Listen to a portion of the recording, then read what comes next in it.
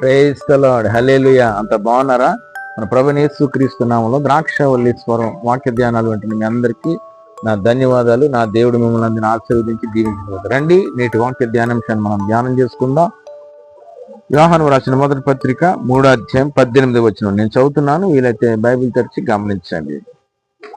చిన్నపిల్లలారా, మాటతోనూ నాలుకతోనూ కాక క్రియతోనూ సత్యముతోనూ ప్రేమింతుము. Praise the lord. యేసయ్య నామం ఘనపరచబడును గాక. చిన్నపిల్లలారా, మాటతోనూ నాలుకతోనూ కాక క్రియతోనూ సత్యముతోనూ ప్రేమింతుము.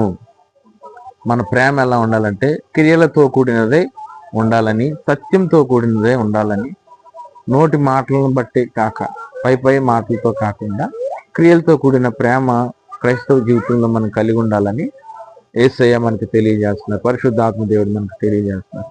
ఒక రోజున ఒక ట్రైన్లో ఇద్దరు దైవజనులు పాస్టర్ గారులు ప్రయాణం అయ్యారు. అనుకోకుండా ఒకే బోగిలో ఒక ఆయనది అప్పర్ బెర్త్ వచ్చింది, ఒక ఆయనది కింద వచ్చింది. ఆ ప్రయాణం సాగుతూ ఉండగా భోజనాల సమయం అయ్యేసరికి కిందన కూర్చున్న పాస్టర్ గారు భోజనం తెచ్చుకున్నారు. బిర్యానీ, చికెన్ బిర్యానీ, ఎగ్ ఇవన్నీ తెచ్చుకున్నారు. పైన ఉన్న పాస్టర్ గారు ప్రయాణం హడావుల్లో ఏమీ తెచ్చుకోకుండా వచ్చేసారు. అయితే కింద ఉన్న పాస్టర్ గారు శుభ్రంగా తింటున్నారు. పైన ఉన్న పాస్టర్ గారు అవన్నీ చూసి ఆయన దైవజనుడు, ఈయన దైవజనుడే, తెలుసున్నవారు ఒకరికొకరు ప్రైజ్ లాగా చెప్పుకున్నారు. అయితే ఈయన భోజనం చేస్తున్నాడు. ఈ పైన కూర్చున్న పాస్టర్ గారు బైబిల్ తెరిచి నిన్ను వలే నీ పొరుగు వారిని ప్రేమించుము అని బైబిల్ చదవటం మొదలు పెట్టారు. ఈయన కనపడేలాగా నిన్ను వలే నీ పొరుగు వారిని ప్రేమించమంటే ఈయన ఆ ఎగ్ చికెన్ బిర్యానీ కూరుకుంటూ నీ పొరుగు వారిని ఏమి ఆశించొద్దని చెప్పలేదా అంటున్నాడు. చూసారండి, అంటే లేఖనాలు వాక్యానికి వాక్యం బదులివ్వటం, మాటలతోటే సరిపెట్టేటట్లుగా మనం కొంతమంది క్రైస్తవులను చూస్తున్నాం. కొంతమంది ఆత్మీయులు క్రియలతో కూడిన ప్రేమ చూపిస్తారు, దైవికమైన ప్రేమ కలిగి ఉంటారు. అటువంటి వారిని చూసి, మాదిరికరమైన ప్రేమను చూసి మనం చాలా దేవుణ్ణి స్తుతిస్తూ ఉంటాం. ఇక్కడ ఎలా ఉందంటే క్రియలు లేదండి. క్రియలు లేకుండానే ఈయన ఏం చెప్తున్నారు? పైన కూర్చున్న పాస్టర్ ఏమో నిన్ను వాళ్ళు నీ పొరుగు అని ప్రేమించు అని లేఖనం తెలియజేసింది కదా అని ఈయనకి చెప్తుంటే ఈయన కౌంటర్ వేస్తున్నారు. ఏమని? నీ పొరుగు అనేది ఏది ఆశించొద్దని ఆ లేఖనం తెలియజేసింది కదా అని చెప్పేసి. చూసారా ఎలా ఉందండి? అందుకని క్రియలతో కూడిన భక్తి మనం చెయ్యాలని లేఖనం తెలియజేస్తుంది. ఏమండి? చిన్నపిల్లలారా, మాటతోనూ నాలుకతోనూ కాక క్రియతోనూ సత్యముతోనూ ప్రేమింతుము. ఇంకొక భాగంలో యాకోబు పత్రిక చూస్తున్నాను. యాకోబు పత్రిక 2వ అధ్యాయం 16-17 వచనాలు. Praise the lord. యేసుకి మహిమ కలుగును గాక. మీలో ఎవడైనను శరీరమునకు కావలసిన వాటిని ఇయ్యక సమాధానముగా వెళ్ళుడి, చలి కాచుకొనుడి, తృప్తి పొందుడని చెప్పిన యెడల ఏమి ప్రయోజనము? అలాగే విశ్వాసం క్రియలేనిదైతే అది ఒంటిగా ఉండి మృతమైనదగును. చూసారండి, క్రియలు లేని విశ్వాసం మృతం అని బైబిల్ తెలియజేస్తుంది. క్రియలతో కూడిన భక్తి చేయాలి. అబ్రహాము విశ్వాసాన్ని బట్టి తన కుమారుణ్ణి పర్వతం మీద బలర్పించడానికి వెళ్ళినప్పుడు అది క్రియలతో కూడిన భక్తి అని దేవుడు అబ్రహాముని నీతిమంతుడిగా ఎంచాడు.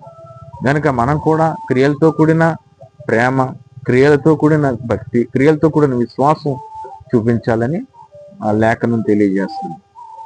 హల్లెలూయా. మరి ఈ ఆజ్ఞలన్నీ, వాక్యాలన్నీ తెలుసుకుంటున్నారు దైవజనులు ఏంటి, విశ్వాసులు ఏంటి. వాక్యాల ద్వారానే, నోటి మాటలతోటే వాక్యాలు చెప్తున్నారు తప్ప క్రియలు కలిగిన భక్తి, క్రియలతో కూడిన ప్రేమ ఉంటే ఈ పాటికి మన దేశం ఎప్పుడో సంపూర్ణ క్రైస్తవ దేశం అయిపోయిందండి. అది అంతరంగంలో పరిశుద్ధాత్మ దేవుడు మన హృదయంలో ప్రేమను కుమ్మరిస్తే మన సహోదరుల పట్ల, ఇతరుల పట్ల ప్రేమ కలిగి మనం ఉండటానికి, సహించుకోవటానికి, ఓర్చుకోవటానికి, భరించుకోవటానికి, మనం ఓర్పు కలిగి ఉండటానికి పరిశుద్ధాత్మ దేవుడు మనలో కుమ్మరించిన ప్రేమ, ఆ ఆత్మ వరాలు, ఆత్మ ఫలాలు, ఆశా నిగ్రహం, దీర్ఘశాంతము, ప్రేమ, సంతోషం ఇవన్నీ మనం కలిగి ఉన్నప్పుడు దేవుడి నామం మహింపరచబడుతుంది. దేవుడు మనం చూసి సంతోషిస్తాడు. అనేకులు చూసి ఆశ్చర్యపడి దేవుని దగ్గరికి మన ద్వారా రావటానికి అది దోహదపడుతుందని. కానీ వాక్యం తెలుసుకుంటున్నారు, రెఫరెన్స్లు తెలుసుకుంటున్నారు, ఒకరికొకరు ఆ వాక్యాల ద్వారానే ఉత్తర ప్రత్యుత్తరాలు ఇచ్చుకుంటున్నారు తప్ప క్రియలతో కూడిన భక్తి, క్రియలతో కూడిన విశ్వాసం, క్రియలతో కూడిన ప్రేమ చూపించట్లేనందున అది మృతమైనదిగా, ఒట్టిదిగా మరి మిగిలిపోతుంది. కనుక అటువంటి అనుభవాలు కాకుండా క్రియలతో కూడిన, చిన్నపిల్లలార మాటతోనూ నాలుకతోనూ కాక క్రియలతోనూ సత్యముతోనూ ప్రేమించమని అటువంటి సత్య స్వభావం పరిశుద్ధాత్మ దేవుడు మనందరికి అనుగ్రహించి క్రియలతో కూడిన ప్రేమ చూపిస్తూ అనేకుల్ని క్రీస్తు ప్రేమలో క్రీస్తు దగ్గరికి నడిపించే వారంగా మనం కూడా ప్రేమలో వర్ధిల్లుతూ మన కుటుంబం, మన పిల్లలు, మన ప్రాంతాల్లో దైవికమైన ప్రేమ సమాధానాలతో వర్ధిల్లుతూ అటువంటి దీవెన కృప నా దేవుడు మనందరికీ అనుగ్రహించును గాక. ప్రార్థన.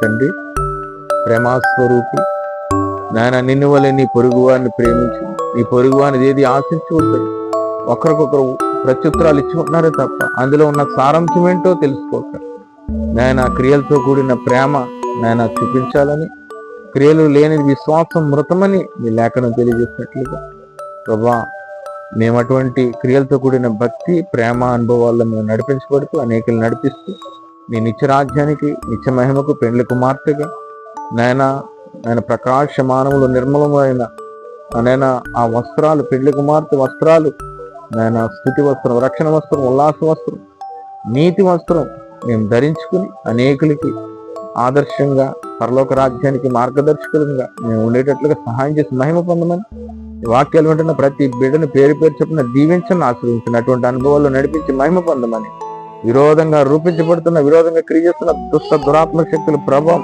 బిడ్డల జీవితాల నుండి తొలగిపోవును గాక. ద్రాక్షవల్లి స్వరం ఛానల్ ద్వారా నాయన అనేకులు దీవించబడాలి, ఆశీర్వదించబడాలి, ఉజ్జీవం పొందాలి, మహిమ గల రాకుడికి రాజ్యాన్ని సిద్ధపరచబడాలి, బంధకాల నుంచి విడుదల పొందాలి ప్రభు. అటువంటి కార్యాలు చేసి మహిమ పొందమని యేసుక్రీస్తు పరిశుద్ధ నామములో అడుగుచున్నాము తండ్రి, ఆమేన్. Thank you. God bless you. నా దేవుడు మిమ్మల్ని అందరినీ దీవించును గాక. ఆమేన్.